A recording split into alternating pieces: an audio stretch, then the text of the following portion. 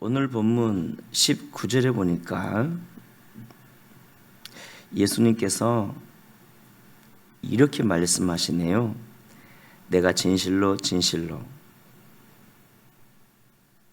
너희에게 이르노니 아들이 아버지께서 하시는 일을 보지 않고는 아무것도 스스로 할 수 없나니 아버지께서 행하시는 그것을 아들도 이와 같이 행하시느니라. 무슨 뜻이죠?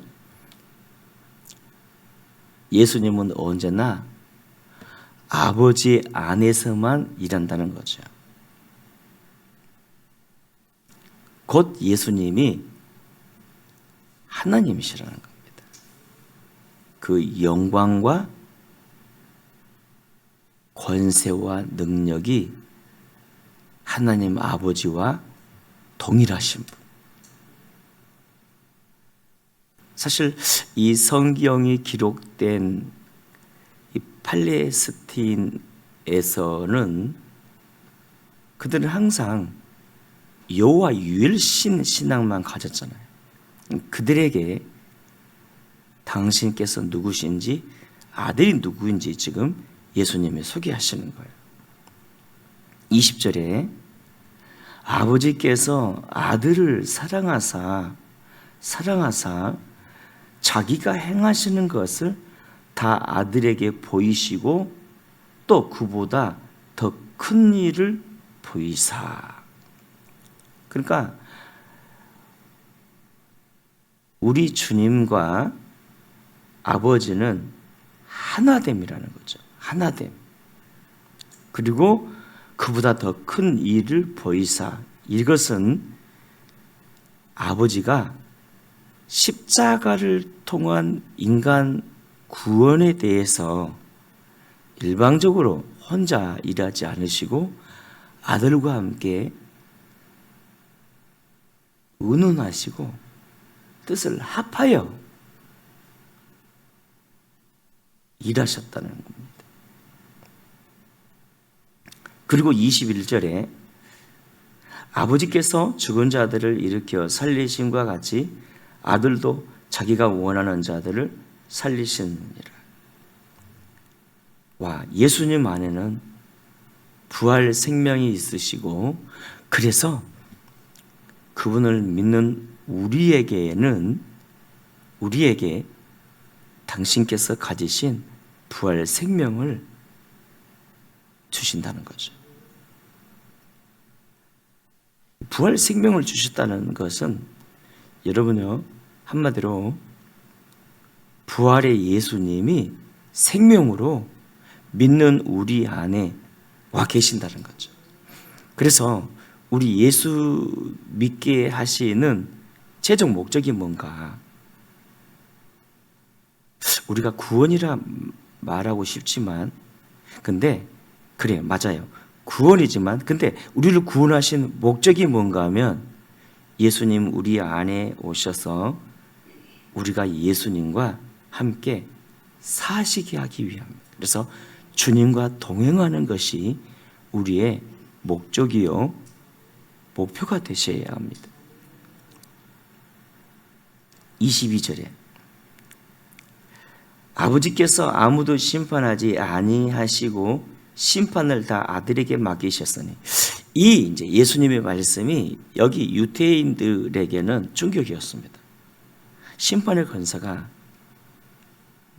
유일신 하나님께 있는데 아들에게 맡겼다. 그래서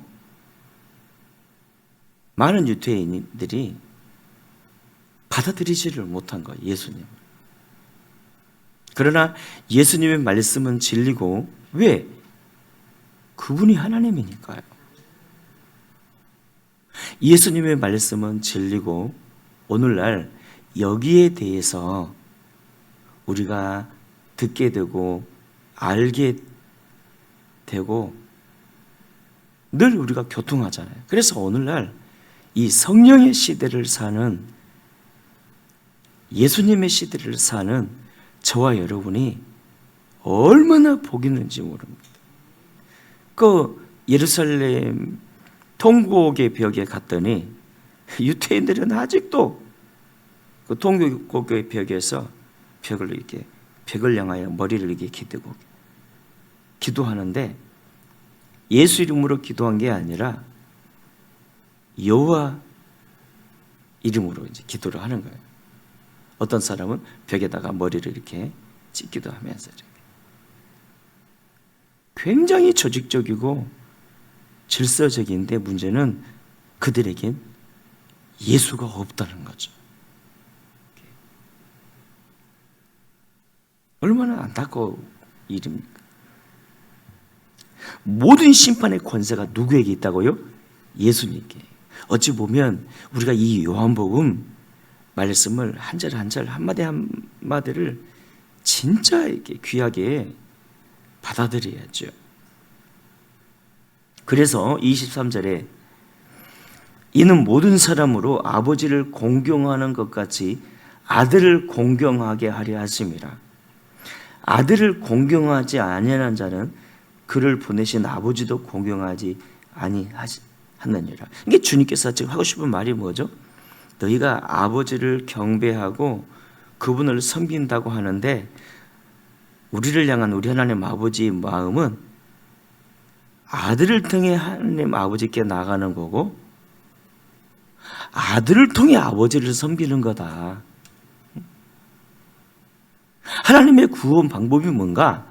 아들 예수님을 통한 구원이라는 거죠. 예수님이 없으면 구원 없다는 거예요. 그리고 24절에 내가 진실로 이 진실로 이 강조하잖아요. 진실로 너에게 이르노니 내 말을 듣고 나 보내신 이를 믿는 자는, 그러니까 아버지를 믿고 아버지께서 보내신 분 예수님을 믿는 자는 그렇게 받아들여야 됩니다. 영생을 얻었고,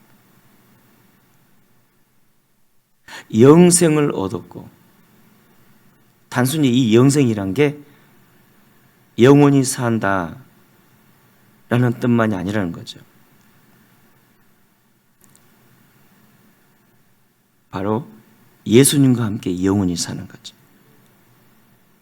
원래 우리 인간은 여러분 영적 존재로 지음 받았잖아요. 그러니까 불신자나 믿는 사람이나 영원히 살아요. 문제는 그들은 지옥에서 영원히 살아요. 주님 없이. 우리는 주님과 함께 천국에서 영원히 살고. 여러분, 이 말씀이요 진리고요. 그래서 우리가 이 땅을 살면서 정말 추구해야 할 것, 우리 인생 목표는 예수님이 돼야 됩니다. 아무리 돈 많아도 여러분 80에서 100이면 다 끝난 거잖아요. 이 목욕탕에 수리산에 전에 갔더니 내가 아는 그 시장님이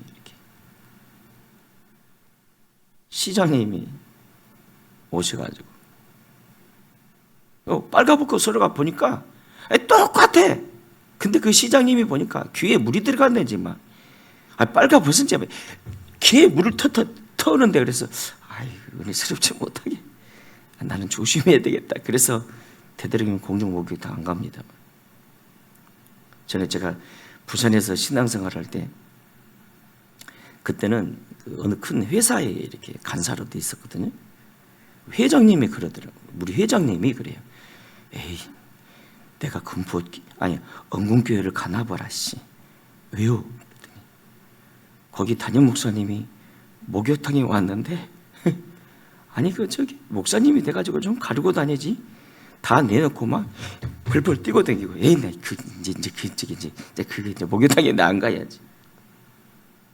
다 똑같아요. 권세 있으나. 여러분, 대통령 된 사람들 봐보세요.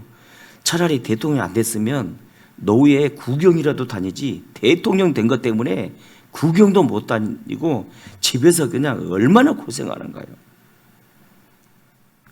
예수님과 함께 영생을 얻었고, 사실 영생을 얻었고 예수님과 영원히 사는 것이 영생이지만, 또 하나 여러분, 영생의 의미는요, 요한복음 17장 3절에 우리가 예수님을 깊이 아는 것, 체험적으로 한 것, 그분과 동행하는 게 또 영생이죠. 자, 심판에 이르지 아니하나니 곧 우리는 천국 백성이 되었다는 거죠. 할렐루야. 사망에서 생명으로 옮겼느니라. 여러분, 여기 사망에서 생명으로 옮겼느니라, 이 말씀의 그 생명적 개념으로는 죽은 자가 살았다는 거죠. 에베소 2장 1절 2절에 허물과 죄로 죽은 너희가 살아고, 그리고 나라적 개념으로는 이 말씀의 뜻이요, 마귀의 나라에서, 곧 지옥의 나라에서 하나님 나라로 옮겨졌다는 뜻이고요, 신분적 의미로는 하나님 자녀가 되었다는 겁니다. 그러니까 우리의 정체성을 항상 기억하셔야 됩니다. 나의 정체성은요, 하나님의 아들이죠. 여러분, 이게 죽어서 천국 가서 하나님의 아들이 아니라 지금 하나님의 아들이라니까요. 아들, 그러니까 자매 성도님들이 기분 나쁘다면서, 아니, 아들이란 건 성별 개념이 아니라 정체성을 얘기하는 거예요. 신분적 의미예요. 와, 하나님의 아들, 얼마나 소중한 개념이 존재냐고요. 말씀을 했습니다. 사랑하는 여러분, 그래서 결국 여기 오늘 본문 19절부터 이게 마지막 절까지, 이게 보면 절까지 주님이 지금 하고 싶은 핵심 메시지가 뭔가 하면, 자, 그러므로 너희는 아들을 영접하라는 거죠. 예수님을 영접하는 것이 아버지를 영접하는 것이고, 예수님을 영접하게 될 때 아버지께서 약속하신 우리를 향해 선물 주시려고 디자인하신 모든 축복들이 다 내게 들어오는, 내 것이 되는 상속자가 된다는 거죠.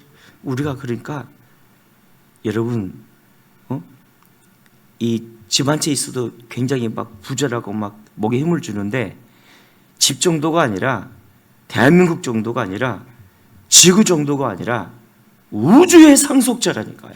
우리가 누구를 영접하라? 아들을 영접하라. 영접한다는 것은 인생의 주인을 예수님으로 모셔라. 너는 왕이지만 진짜 왕은 누구라고요? 예수님이다. 예수님을 왕으로 모셔라. 우리도 왕입니다. 하지만 진짜 왕이 누군가? 예수님. 그 아침에 여러분, 여름에는요 얼마나 좋아요. 그런데 어느 정도 이게 딱 나오면 하늘이 또 보이잖아요. 딱 문을 열고 집에서 이렇게 딱 나오는데 하늘을 보니까 딱 선명하게 보이잖아요. 아침에 또 손을 들고 이렇게 걸어왔습니다. 아버지요, 예수 그리스도를 통한 그 놀라운 사랑과 은혜를 감사드리며, 성령을 통해서, 보혜사 성령을 통해서 늘 생생하게 주님을 만나고, 주님, 이렇게 주님을 부를 수 있다는 것이 내게는 영광이요 은혜입니다. 감사합니다. 여기까지 올라오겠어. 누가 보면 미쳤다 그러겠죠. 그 새로움이잖아요. 새로움. 할렐루야. 아들을 영접하라. 아들을 왕으로 보시라. 너희들도 왕이지만 예수님이 진짜 왕이다. 오늘도 그 왕을 진짜 왕으로 모시고 오늘도 믿음으로 전진하는 우리 모두가 되십시다.